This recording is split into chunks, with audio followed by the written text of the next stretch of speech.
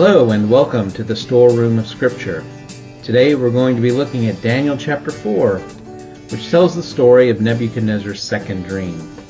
In his first dream, a giant statue was knocked over, and in the second dream, a giant tree is chopped down. We're going to be looking at the connections between that giant tree and the cosmic tree of Babylonian mythology. We'll also be looking at the phrase decree of the watchers, which comes up in the course of the dream. Who are the watchers and what role do they play in God's heavenly kingdom? We'll look at that. And then we'll see how Nebuchadnezzar becomes an object lesson of the proverb, pride comes before a fall, when he forgets the lesson that the dream was warning him he should learn. This morning we are going to continue our study in the book of Daniel by looking at Daniel chapter 4. I'm going to skip the first couple of verses of Daniel 4 and start with Daniel 4 verse 4.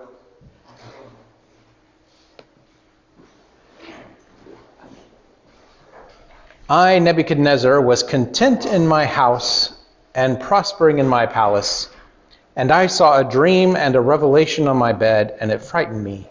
And the visions of my head terrified me. And a decree was sent out, ordering that all the wise men of Babylon were to be brought in before me, so that they may make known to me the explanation of the dream. Does this sound vaguely familiar?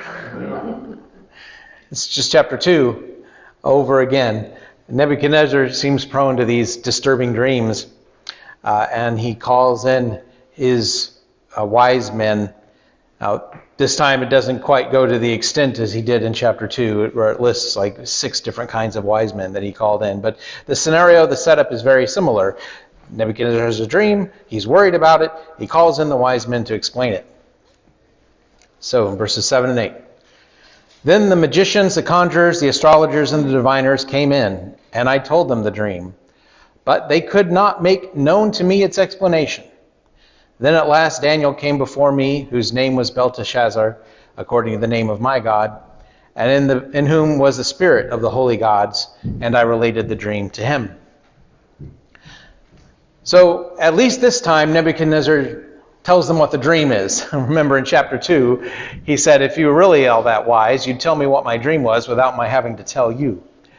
And only Daniel is able to do that. This time he tells what the dream is, but they're still not able to explain what it all means until Daniel comes in at the last.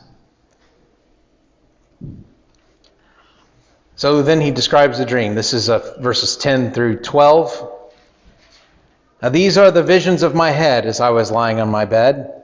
I was gazing, and look, a tree was in the midst of the earth, and its height was exalted. The tree grew, and it became strong, and its height reached to heaven, and it was visible to the end of the whole earth. Its foliage was beautiful, and its fruit abundant, and in it was provision for all. Under it the animals of the field sought shade, and in its branches the birds of heaven nested. And from it all the living beings were fed. So Nebuchadnezzar's dream is of a giant tree. I found this illustration of a giant tree with this verse in mind. What we read here in his dream would have actually been a familiar picture, word image, to just about anybody in Assyria, Babylon, at the time. Scholars today call it a cosmic tree because it's bigger than any actual tree could be, with its height so high that you could see it from the ends of the earth, and whose branches feed all the animals. The fruit of the tree feeds everything. This is a mythological image that would have been familiar in Assyria. They talk about a tree like this. I remember in Germanic studies there was a tree they called, Yggdrasil, which was a giant tree in Germanic mythology. Trees were very important in their culture. Animals and trees were their livelihood. That's how they lived. And trees provided fruit, of course, for eating, but also wood for building and building things, and shade. And so trees were very important. Plus, they reached up high. Very tall trees seemed to reach up towards the sky. So trees were an important image. But what's different about this tree is what happens next with this giant tree. Verse 13. I was looking in the vision of my head as I lay on my bed, and look, a watcher, a holy one, came down from heaven. Now this is a key verse for what we call the Deuteronomy 32 worldview sometimes, or the supernatural worldview. This was key for our study of the supernatural. That there are beings that God has in his realm that do his bidding. We might call them angels, but angel itself, the word angel, is a messenger. This, although he does bring a message, this one is called a watcher. And it is unique in Daniel for these supernatural beings to be called watchers, or this one, a watcher. However, this term, watcher, gets picked up in the Jewish mindset and as thinking about these beings. And when we looked at the book of Enoch, first Enoch, which I've mentioned it a couple of times in here, the watchers is a routine way of referring to these supernatural beings. Also, holy ones, kadosh, the word in Hebrew, or kodashim, the holy ones, is another common way to refer to these angelic beings, these supernatural beings, watchers and holy ones. And so Nebuchadnezzar has a dream about the tree, and then he sees one of these heavenly beings descending from heaven, and he has a message. In verses 14 through 16, the watcher, the holy one, says, he cried aloud, and so he said, cut down the tree and chop off its branches, shake off its foliage and scatter its fruit. Let the animals flee from under it, and the birds from its branches. But the stump of its roots leave in the earth, along with a band of iron and bronze. Leave it in the grass of the field, and in the dew of heaven let it be watered, and with the animals let his lot be in the grass of the earth. Let his mind be changed from that of a human, and let the mind of an animal be given to him, and let 7 times pass over him. Now, what happens kind of in the middle of all that? We switch from talking about a tree to talking about a person. This is obvious in English, where it would be odd to refer to its mind and its its lot be in the grass of the earth, or its mind changed from that of a human. But in Hebrew or Aramaic, as in this case, since it's in the Aramaic passage in Daniel, it would just be the same pronoun for the tree and the thing with its mind changed. It's just a masculine pronoun for the tree and for the thing with its mind changed. So it's a little less of a dramatic or a shift in the description until you still get his mind changed from that of a human. So how does a tree have a mind of a human? That's where the first thing would be like, well, are we talking about a tree or are we talking about a person here? Because that's odd. And for one, how does a tree change its mind? And for two, how do you lop off the branches of a human? But yet the same thing seems to be happening. So that's probably what has befuddled all the wise men, the astrologers, the diviners. They're also trying to make heads or tails of this strange description that is both a tree and a human in the way that is described here by the Holy One giving the message. And then this watcher says this in verse 17. This sentence is by the decree of the watchers, and the decision by the command of the holy ones, in order that the living will know that the Most High is sovereign over the kingdom of humankind. And to whomever he wills, he gives it, and he even sets the humblest of men over it. The watchers have given a decree, and this decision is that the tree will be chopped down and its mind changed to the mind of a beast. That's the decree of the Watchers. But their decree is so that the living, the humanity, the living humans, will know that the Most High is sovereign over the kingdom of humankind. So the Watchers have made a decision, issued a decree, for the purpose of teaching humanity that God is the ultimate sovereign over humanity. That humanity is not in control of itself, as we tend to think we are. That actually God is the ultimate sovereign over the kings. He gives the kingdom to those he wills and sets the humblest of men over it, it says. That ought to concern Nebuchadnezzar, because he is not really the humblest of men, as we have seen over the course of these 3 chapters. As we get to this 4th one, Nebuchadnezzar's humility is not on his top of the list of describing Nebuchadnezzar. Well, Daniel gets his shot at answering the king what this dream means in verses 19 through 22. Then Daniel, whose name was Belteshazzar, was distressed for some time, and his thoughts disturbed him.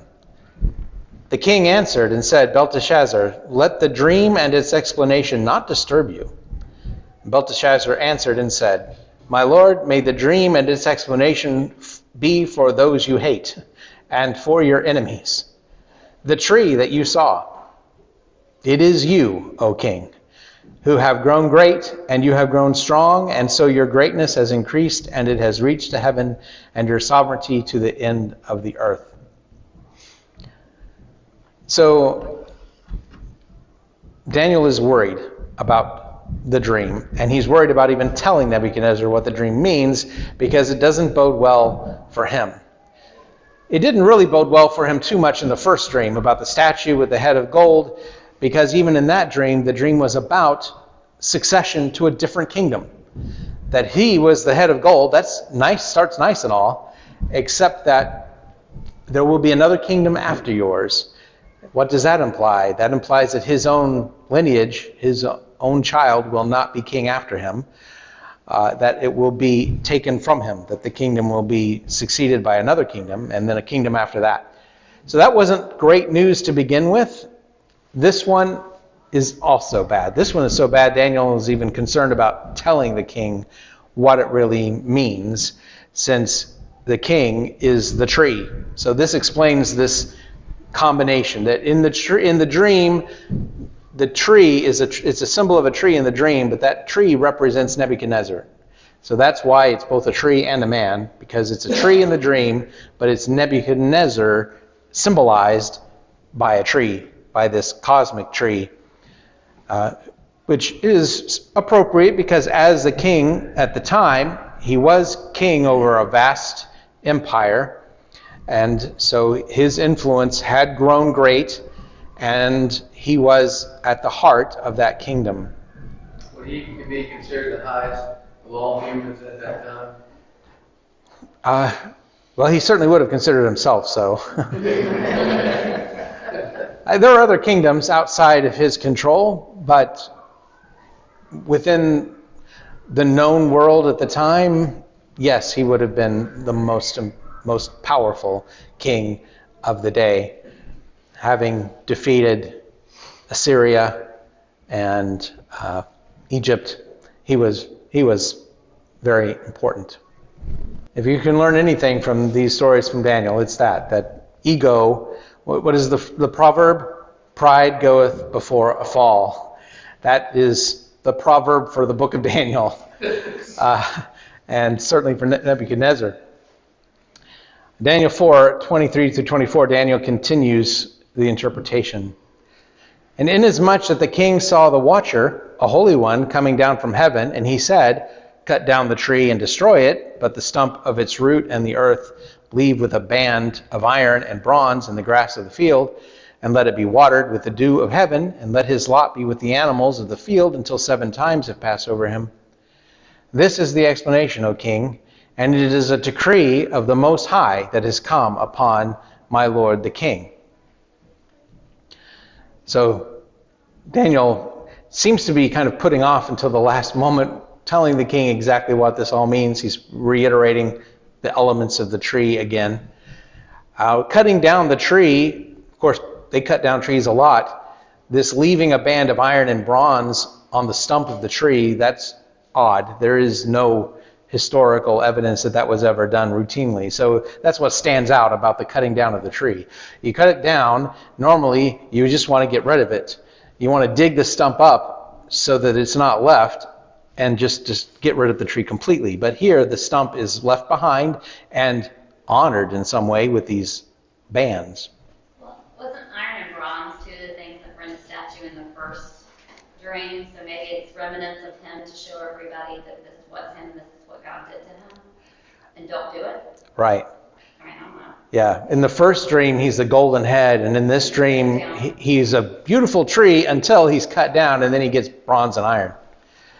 Right. So maybe that is taking him down a peg more than one way. Cutting the tree down is bad enough, and then giving him these lower valued metals might underscore that. And yet, the stump is not completely destroyed. So there's still something about the stump that will remain. I had a teacher once say the unusual thing is for 7 years the kingdom wasn't taken over by another kingdom. So the stump survived. Yes, the seven times is, I looked into this phrase. The word for times there sometimes could mean a year. It just means a certain period of time. It could be a month, it could be a day, it could be a season. It's just a period of time. I think we typically think of it as years, especially when the word for times or 2 times and other things we're familiar with, we equate with years. But technically, it could mean 7 seasons. It could have been a couple of years or 3 or something. It could have been 7 weeks. We just don't know exactly what the time frame is. But there is something that is going to be kept about that stump.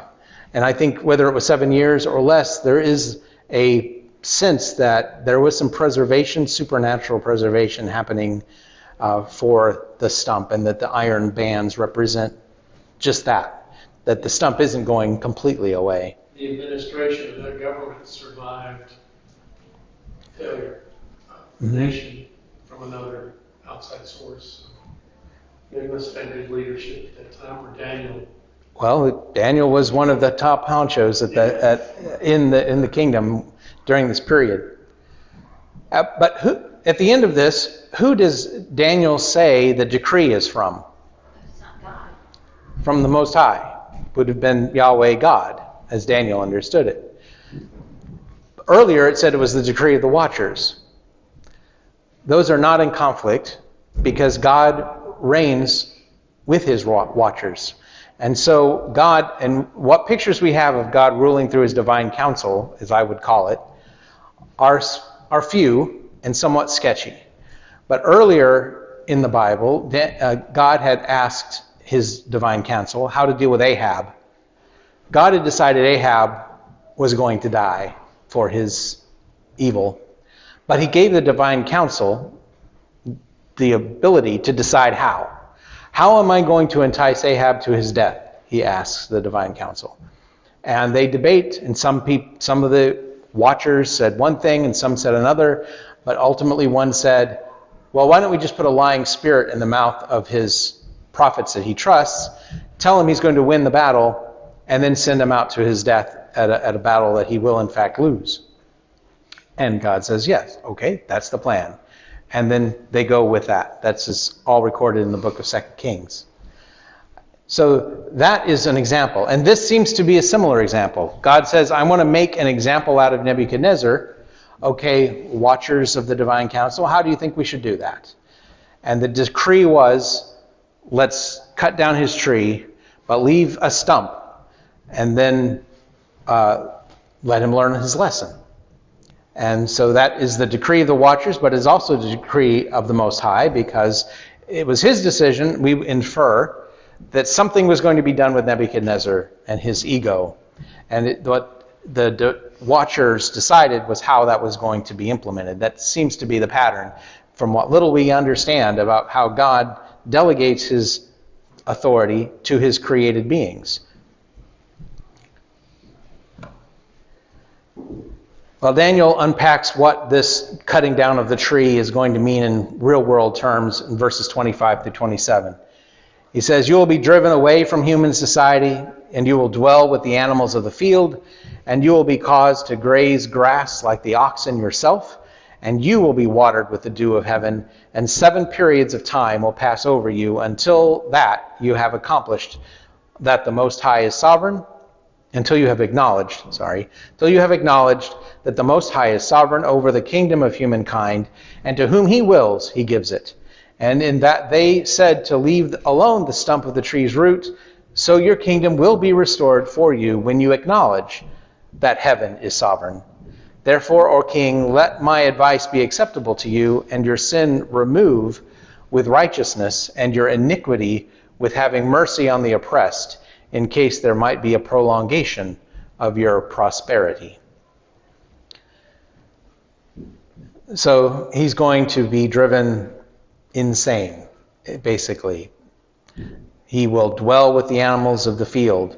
This is what the watcher described earlier as his mind being changed from the mind of a human to the mind of a beast.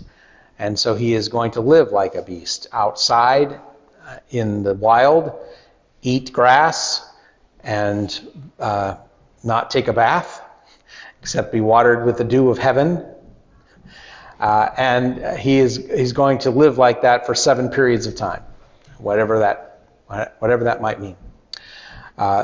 But if he ever learns his lesson in this time and is able to acknowledge that heaven, God, is above him, that he is not the top dog, that there is God above him, and that heaven is in control, then he can return to his kingdom. And that's a supernatural preservation of that kingdom. Because yes, for 7 periods of time, I don't care how short, if a king goes off the mental rails for 7 whiles, somebody else is going to step in, and him getting his kingdom back, it's unprecedented. But that is what the promise is. And I just kind of picked up on this while reading it here to you. One of those ways in which Nebuchadnezzar can prove that he is humble before the Lord is to have mercy on the oppressed. We think about it just saying, okay, I'm not the top dog, God is in charge, all right. But it's more than that. It's about also loving your neighbor. It's also being kind to those who are oppressed. Mercy, showing mercy to those. So there is an element of loving God and loving people in this revelation. And when Nebuchadnezzar learns that, he can be restored to power. This has been in first person most of the way. I don't know if you noticed that. I should have commented on that from the beginning. It's rather odd. It's really unprecedented in Scripture. This is the only time that a pagan, a Gentile, is telling his own story in the Scriptures. We come close to that with the story of Balaam in the book of Numbers, when Balaam, who is a Gentile prophet, becomes the center of the story, but it's still not being told by Balaam about himself. It's being told about him. Here, Nebuchadnezzar takes the pen and writes his own autobiographical moments about this. It's very unusual. But not here, because in this point, this is where Nebuchadnezzar, it introduces the point where he's going to go crazy. Verses 28 through 30. All this happened to Nebuchadnezzar the king. At the end of 12 months, he was walking on the roof of the royal palace of Babylon, and the king answered and said, "Is this not the great Babylon, which I have built as a royal palace by the strength of my own power, and for the glory of my own majesty?" Well, of course, that's such a pompous statement to make. Pomposity has kind of been Nebuchadnezzar's calling card, not humility, from the very beginning of this book. But notice how long it's taken. How long was it before anything happened? Yeah, a year, 12 months. The dream was a warning. The dream should have been a wake-up call for Nebuchadnezzar. And maybe for a little while it was. Maybe he decided to show mercy on the poor, on the oppressed. Maybe he decided to acknowledge God was sovereign for a while. But as time passed, his own ego grew. I mean, it's like between chapter 2 and chapter 3. He seemed to learn his lesson when Daniel explained the vision of the statue in chapter 2 and acknowledged that God, the God of Daniel, was the Most High God and that he was the sovereign who puts leaders in place. And yet, chapter 3, he's building this, I think, one of these giant statues, as the word is described, in all of gold, and he is just on another ego trip, it seems, in chapter 3. He seems to learn that lesson when Shadrach, Meshach, and Abednego are saved from the fire, and one like a son of God is there with him, another angelic appearance. And he says, okay, the God of Shadrach, Meshach, and Abednego. And yet what happens next?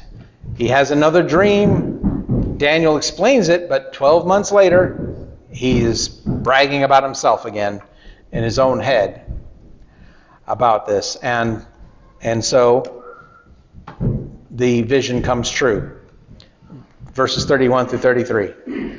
While the words were still in the mouth of the king, a voice from heaven came, saying, "To you, King Nebuchadnezzar, it is declared that the kingdom has departed from you, and you will be driven away from human society, and 7 times will pass over you, until you acknowledge that the Most High is sovereign over the kingdom of humankind, and that he gives it to whom he wills." Immediately the word was fulfilled concerning Nebuchadnezzar, and he was expelled from human society, and he ate grass like oxen, and his body was bathed with the dew of heaven, until his hair was like the hair of an eagle, and his nails grew like birds' claws. It's interesting that all of the animals that he had in his vision that were dependent on the tree was the source, and the animals were coming to the tree for their sustenance. Well, now it's totally topsy-turvy. Now Nebuchadnezzar, who was the tree, is now the animals. And now he is dependent on the dew of heaven and on the grass. And he is like the oxen and like the birds in his insanity, driven from human society. Well, he's lucky. It was for a period of time. So verses 34, 35. But at the end of the period, I, Nebuchadnezzar, notice he's picked up the pen again. I, Nebuchadnezzar, lifted my eyes to heaven, and then my reason returned to me, and I blessed the Most High, and the one who lives forever I praised and I honored. For his sovereignty is an everlasting sovereignty, and his kingdom continues from generation to generation. And all the dwellers of the earth are regarded as nothing, and he does according to his desire in the host of heaven and among the dwellers of earth. And there is not one who can hold back his hand or ask him, "What are you doing?" So that was, I think Nebuchadnezzar probably didn't like it when his advisor said, "What are you doing?" But God is the ultimate sovereign that can't be second-guessed or questioned. And unlike the statue, which was of one kingdom coming after another, or like the golden statue that the Jews refused to bow down to, God's kingdom is eternal. It will not end. This is almost a commentary on that rock from the first dream that filled the earth and then was eternal. And as Nebuchadnezzar says here, his kingdom continues from generation to generation. Because it's bigger than any human kingdom, his kingdom is the whole earth. His kingdom is all things, and he is sovereign over everything, including the kings of the earth. And so because he's willing to make that claim, his sanity returns. He says in verse 36, "At that time my reason returned to me, and also the glory of my kingdom, and my majesty and splendor returned to me. And my advisors and my lords searched me out, and I was established over my kingdom, and abundant greatness was added to me." So he is restored. I mean, we could say miraculously, to his prior position as king over Babylon and over all of the known world at that time, practically. So he says, abundant greatness was added to me. That passive voice that somebody else is doing the adding to him is his way of acknowledging that it wasn't all by his own power, it was by God's power. A statement which comes up in the last verse of the chapter, which was, again, sort of depicted in this graphical way I like. "Now I, Nebuchadnezzar, praise and extol and honor the King of heaven, for all his works are right and his ways are just, and those who walk in pride he is able to humble." If ever there was that cross-stitch verse from Daniel, especially this part, that is it. All his works are right, all his ways are just, and those who walk in pride, he is able to humble. He does not ever quite call the king, the God of Daniel or the God of Shadrach, Meshach, and Abednego his own God. In fact, even in this story early on, he says Daniel's name is Belteshazzar according to the name of my God. And Belteshazzar doesn't incorporate Assyrian God language into that name. So it is that kind of distance between. He's willing to acknowledge that he is all-powerful, but he's not willing to acknowledge him as his own personal God, as his own. He has that divided loyalty to what he would call his gods, the gods of the people of Babylon. So that's why Nebuchadnezzar is not the epitome of the faithful person. It is Daniel. And yet, Nebuchadnezzar is able, at times, to acknowledge the God of Daniel appropriately. We have to acknowledge that sometimes we're more like Nebuchadnezzar than we might like to think, and we have some of our own gods. We might not call them that, but we have our own interests, we have our own priorities that we allow to supersede God in our loyalty, and that's bad. The thing is, God wants to co-rule with us in a sense. He has empowered us. But we need to acknowledge that it is from him that we receive that. We don't need to supersede God's power. We need to work with him. This working together with God, that God wants fellowship with us. He wants to empower us. And he gave Adam and Eve dominion over this world. And he said, I want you to rule over the birds of the air and the beasts of the field. And that's another recurring theme here in Daniel, is that Nebuchadnezzar, as the king of his land, is supposed to be ruling it as God had directed, as God had empowered him. And that was something God gave to Adam and Eve, i.e. not specifically to Abraham, not specifically to Israel. He gave it to humanity to rule this world according to his design. And Nebuchadnezzar had that responsibility. But when Nebuchadnezzar starts acting like it's his own power at hand and his own strength and might that accomplishes everything, that's when there's definitely a problem. And he walks in pride. But God will humble. Let's hope that we can walk in ways that God doesn't feel we need to be humbled.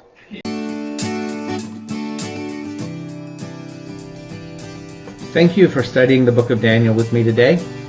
I hope you'll join in the discussion by posting under the YouTube video, or hop over to Facebook and find the Storeroom of Scripture discussion group where we can continue the dialogue there. Or you can always just email me at storeroomofscripture@comcast.net. I'd love to hear from you as we continue to study the treasures in the biblical text.